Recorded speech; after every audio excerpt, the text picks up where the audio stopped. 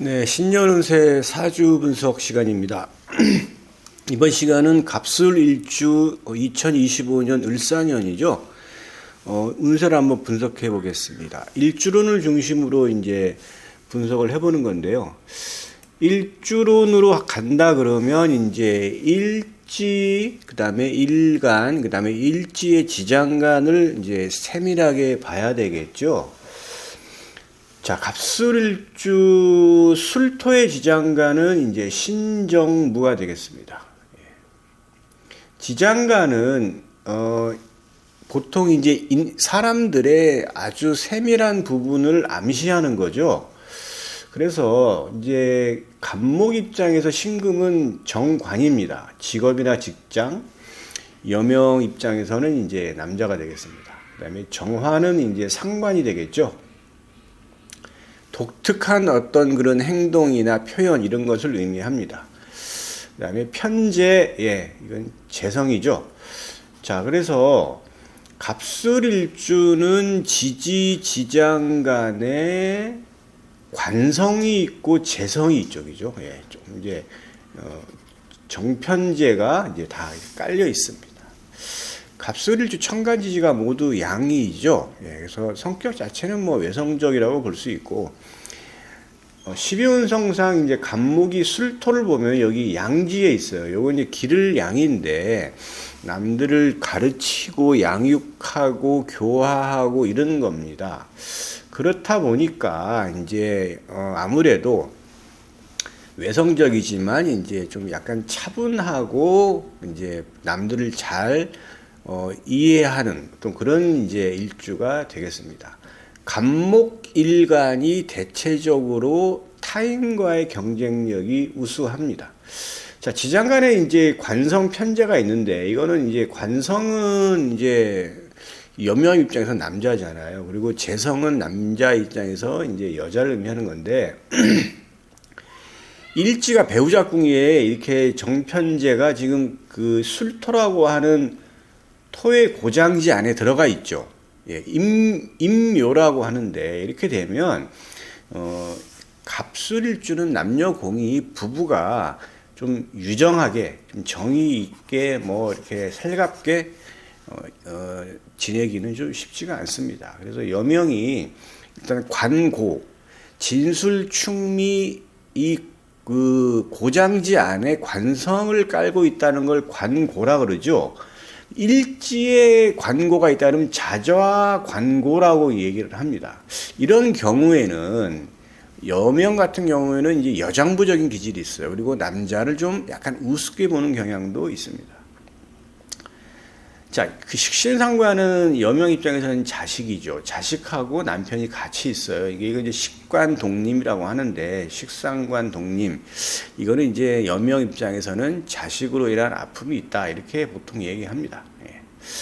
그래서 이제 뭐 직업적으로는 이제 정관이 대좌죠. 지금 이제 신금이 술토를 보면은 관대지에 있다고 해서 이거는 뭐냐면 직위를 의미해요. 그래서 이거는 뭐 이제 조직 사회를 의미하는 거죠. 그래서 이런 대좌 양궁이니까 이건 유니폼도 의미하는 건데 유니폼을 입고 남들을 양육하고 기르는 거예요.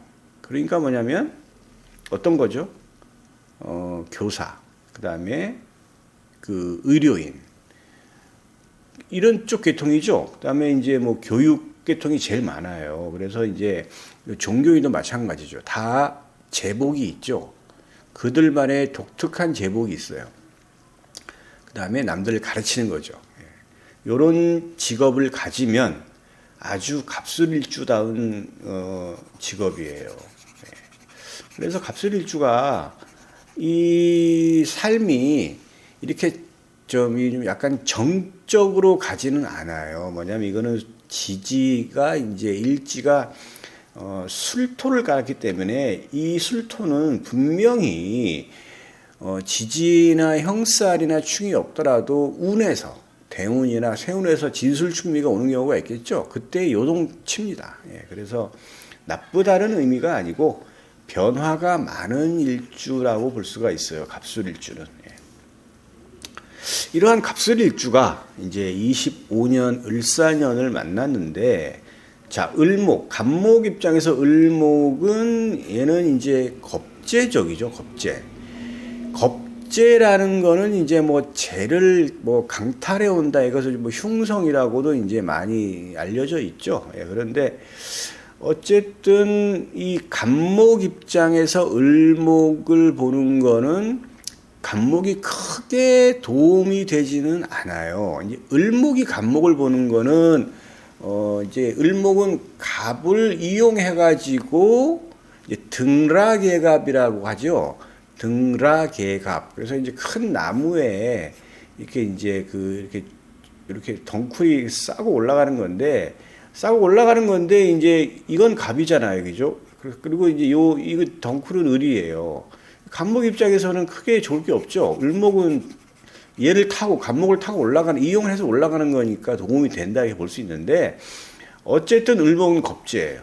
갑목한테 크게 도움은 되지는 않아요. 근데 얘가 이제 이 을목이 갑술일주에 이 겁재라는 게 작용이 된다라고 한다는 거는 이제 어떤 경우냐면, 이 을목이 작동한다는 거는 지장간에 있는 경금을 만나야 돼요. 만약에 갑술일주가 천간에 경금이 있어요. 갑술일주와 천간에 경금이 있다 그러면 이 사주는 전형적인 직장인이에요. 이 사주는 이게 이제 관성이 있는 거죠. 갑목 입장에서 경금은 이 진신이라 그래서 굉장히 좋은 겁니다. 이 신금보다 갑목 입장에서는 이 경금이 더 좋아요. 예. 그래서 어쨌든 이 경금이 있다고 한다 그러면 이 을목이 얘랑 합을 하죠, 그죠? 오다가 그 세운 천간은 천간 오합으로 작동이 되는데 을은 을경 합을 하잖아요, 그죠? 얘랑 먼저 합이 되면 얘가 작동되지가 않아요. 을목은 경쟁자잖아요. 친구나 동료 경쟁자가 나타나서 나한테 영향을 끼치지 못해요. 경금이 있으면 을경 합을 하잖아요, 그죠? 그런데 지지의 지장간에 있는 이 경금을 만났다. 자, 지지의 지장간에 경금이 있는 거는 사신유밖에 없죠. 요 세 개밖에 없어요. 사신유가 지금 요 안에 지장간이 있는데, 이렇게 되면 이 을목은, 그러니까 천간에 경금이 없고 갑술일주가 지지에 사신유가 있다고 한다면 얘 을목은 작동이 돼요. 그래서 경쟁자를 어떻게 되는 거죠? 만나게 되는 거죠. 그래서 경쟁자를 만나게 돼서 꼭 나쁘게만은 볼 필요가 없어요. 그 경쟁자가 나한테 도움을 줄 수도 있고, 오히려 내가 그 경쟁자로 인해서 심기 굉장히 좀 이렇게 해서 여러 가지로 좀 내가 좀 이렇게 발하는 경우도 있거든요. 그래서 그런데 이 갑목 입장에서 을목은 그렇게 썩 좋은 건 아니에요. 그러니까 갑술일주가 을사년에 이 을목이 작동되는 조건, 그러니까 사신유가 있는 갑술일주다라고 한다면 이 을목으로 인해서 갑목이 크게 도움되지는 않을 것이다. 이렇게 이제 예측을 할 수가 있겠습니다. 그래도 갑술일주는 경쟁력이 나름대로 갖춰져 있는 사주예요. 갑술일주가. 그래서 크게 흔들리지는 않겠지만 어쨌든 을목의 작용이 있다고 한다 그러면 어느 정도 좀 본인이 인식을 할 필요가 있겠죠. 그래서 이제 이 을목이, 세운천간 을목은 이 경금으로 인해서 작동이 되냐 안 되냐를 판단하시면 되고, 다른 천간하고는 관련이 없어요. 예. 다른 천간하고는 작용하지가 않습니다. 예. 자, 그 다음에 이제 세운 지지가 사화적이죠. 자, 사화인데, 지지는 이 대표적인 게 형충, 그 다음에 삼합, 그 다음에 방합이 있죠. 그 다음에 육합이 있어요. 보통 이런 걸로 작동이 돼요. 그런데 사는 인신사 형살이 굉장히 대체적인 거죠. 인신사 형살. 그 다음에 충은 사의 충이적이죠. 합은 사신합이에요. 그 다음에 삼합은 삼합, 방합이 있는데 방합은 세 글자가 모두 모여야 되기 때문에 여기에 해당되지가 않아요. 그러면 이제 삼합인데 삼합은 사는 사유축이죠, 그죠? 사유축이에요. 근데 이게 지금 세운에서 사화가 왔죠. 그러면 사는 유를 보면은 작용이 되겠죠. 예. 그래서 이제 이걸 먼저 본다 그러면 삼합 중에서 이 반합은 작동이 돼. 이거는 득으로 봐요. 그래서 갑술일주가 만약에 닭띠다. 그러면 이 사화는 세운지지 사화는 연지, 월지, 일지, 시지 순으로 쭉 가면서 작동을 하는데 여기 뭐 월에 있어도 상관이 없어요. 어차피 만나게 되겠죠.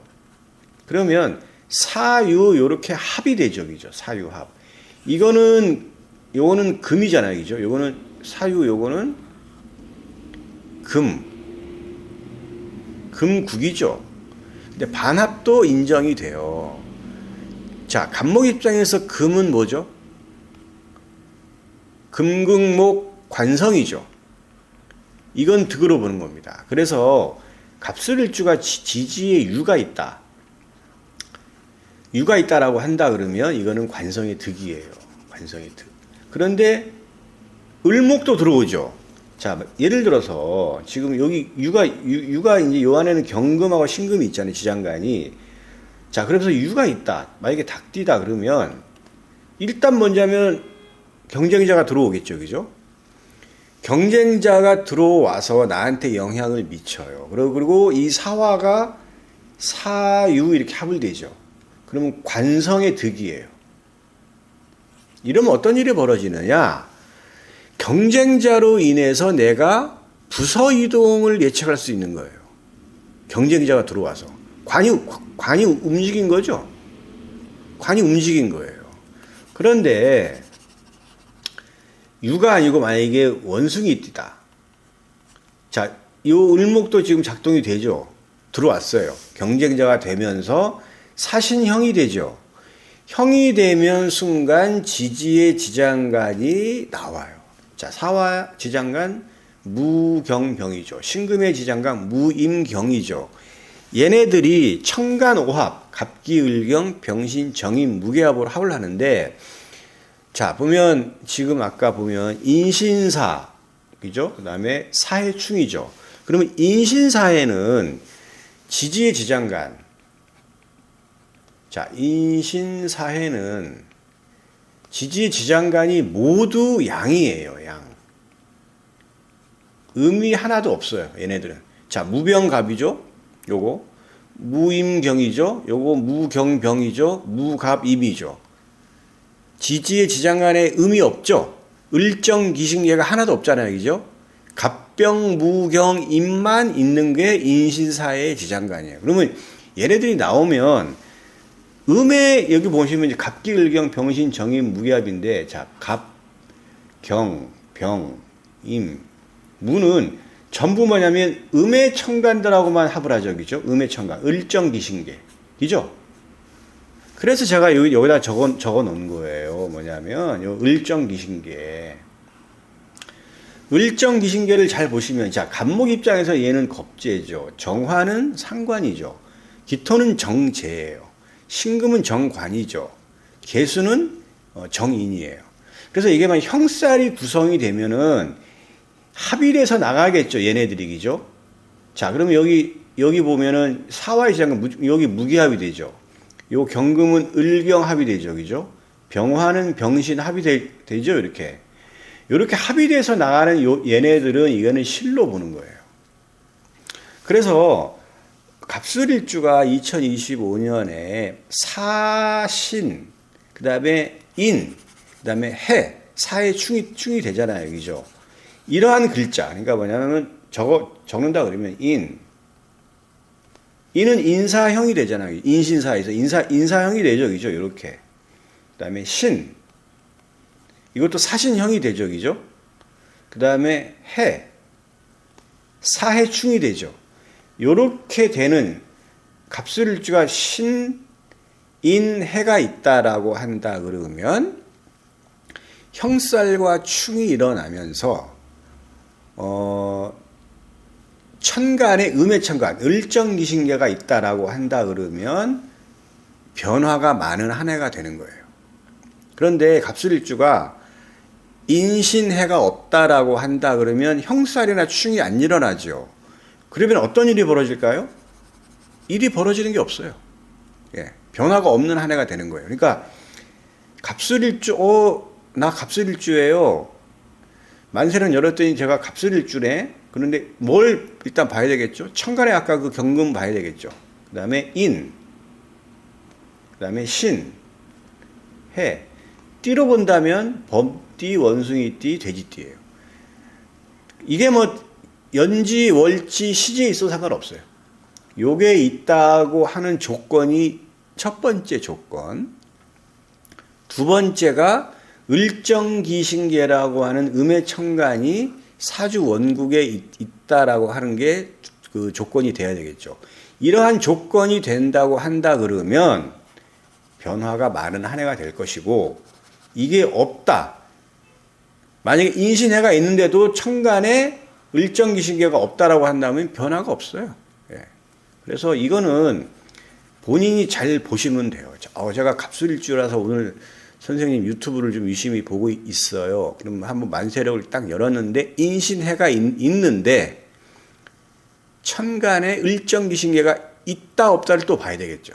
그러니까 이게 변화가 많은 갑술일주냐, 변화가 많지 않은 갑술일주냐는 나머지 6글자가 어떤 글자가 구성이 되어 있느냐에 따라서 양상은 완전히 바뀌는 거예요. 그죠?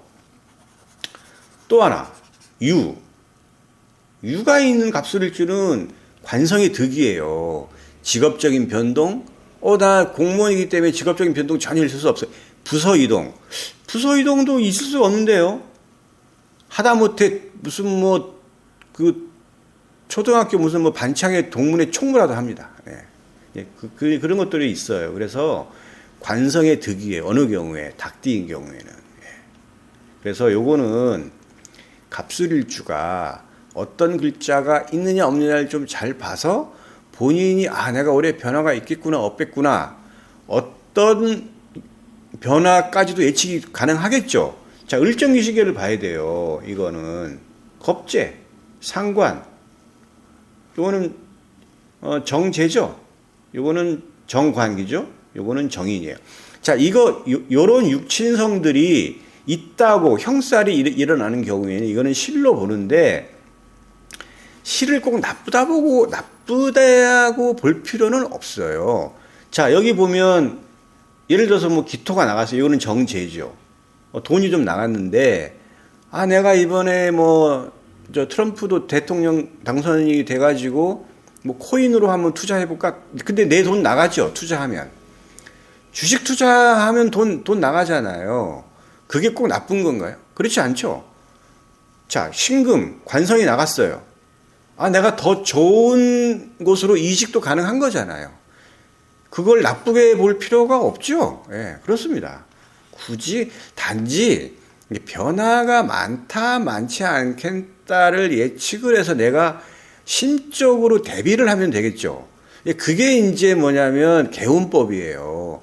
개운법이라는 게 부적 쓰고 이상한 어떤 그런 논리를 가지고 행동을 한다던가 심지어 구탓 무당한테 구슬, 그게 그 개운법 아닙니다. 개운법이라는 건 별거 없어요.